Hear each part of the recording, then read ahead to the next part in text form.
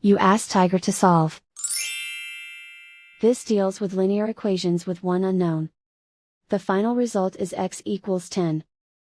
Let's solve it step by step. Group all x terms on the left side of the equation. Subtract x from both sides. Group like terms. Simplify the arithmetic. Group like terms. Simplify the arithmetic. Group all constants on the right side of the equation. Add 56 to both sides. Simplify the arithmetic.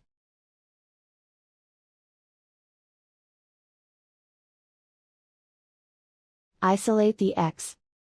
Divide both sides by 8.